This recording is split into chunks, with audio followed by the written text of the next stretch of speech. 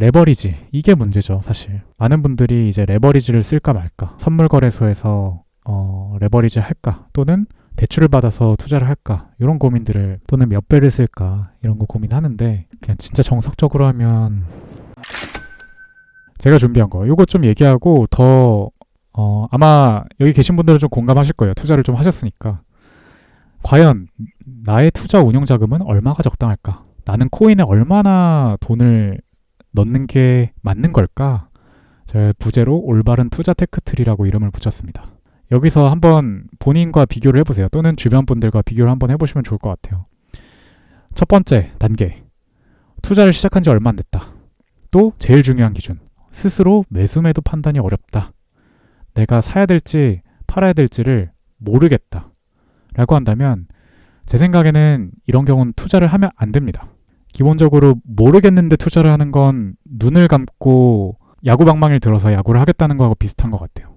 그래서 내가 이 자산에 내 돈을 넣을지 말지, 초반에 자산에 투자를 해보고 싶은데 넣을지 말지 결정할 때 가장 중요한 기준은 내가 알겠는지 모르겠는지 입니다.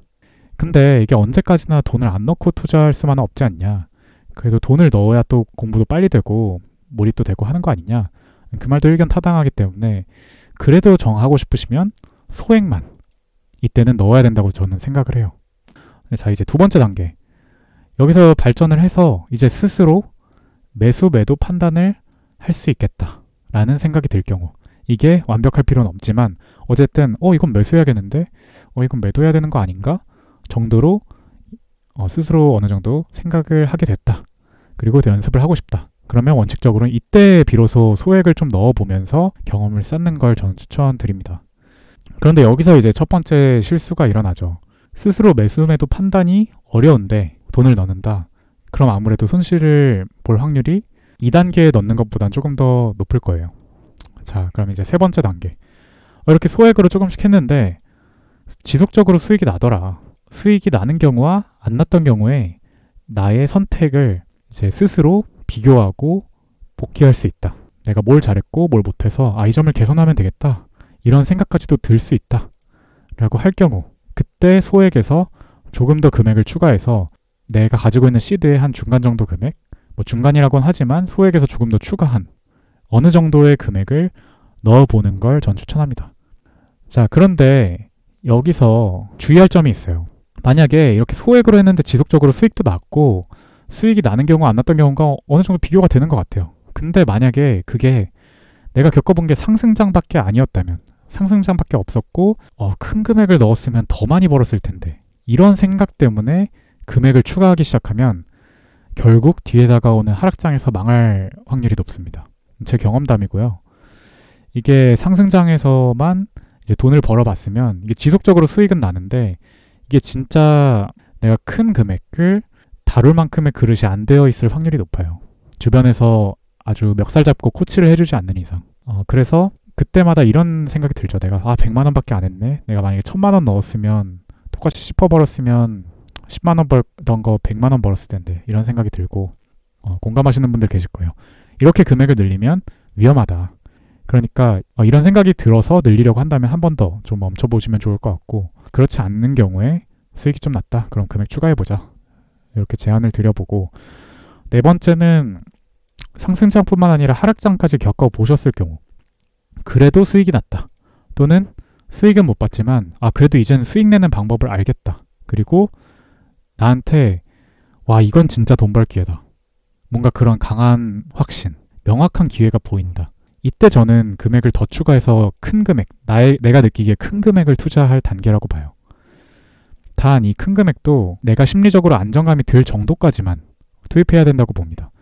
이게 바로 내 돈 벌 그릇이라고 생각을 하는데요. 내가 과연 지금 내 그릇 대비 큰 돈을 투입하고 있냐, 아니면 내 그릇만큼만 투입하고 있냐를 판단할 때 가장 중요한 것 중에 하나가, 저는 내가 심리적으로 안정감이 드는가인 것 같아요.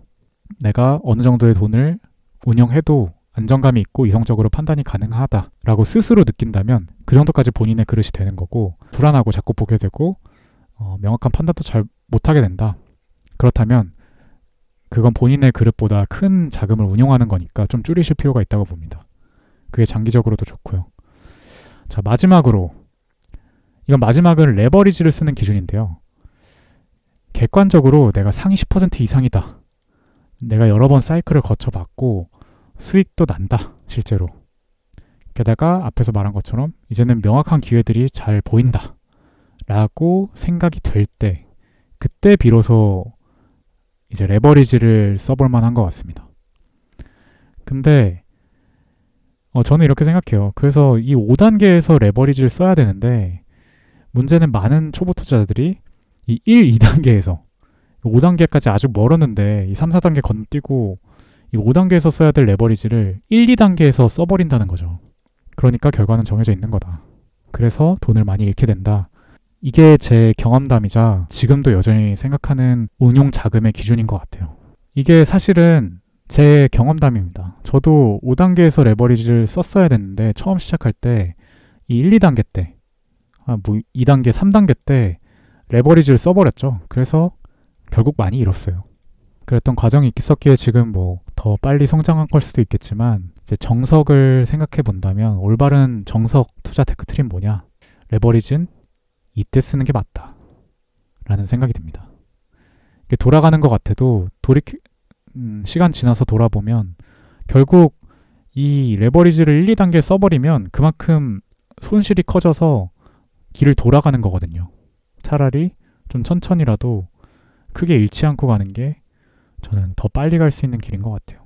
아무튼 오늘 갑자기 이런 생각이 들어서 또 많은 분들이 좀 궁금해하시는 분들도 계실 것 같고 혹시 잠깐 잊고 계셨던 포인트라면 상기시켜드려서 좀 투자에 도움이 될 수 있을 것 같고 그래서 한번 가져와 봤습니다. 레버리지, 이게 문제죠. 사실 많은 분들이 이제 레버리지를 쓸까 말까, 선물 거래소에서 레버리지 할까, 또는 대출을 받아서 투자를 할까, 이런 고민들을, 또는 몇 배를 쓸까 이런 거 고민하는데 그냥 진짜 정석적으로 하면 이때 쓰는 게 좋은 것 같아요. 제 생각엔. 근데 내가 기회가 보여. 이렇게 명확한 기회가 보여요. 4단계에서도 보일 수 있고 3단계는 잘 모르겠는데 4단계에서도 보일 수 있어요. 그러면 그때 레버리지를 쓸 수는 있는데 저 레버리지를 가급적 사용하시고 원칙을 철저히 지키시는 식으로 내 시드를 좀 지키실 필요가 있을 것 같습니다.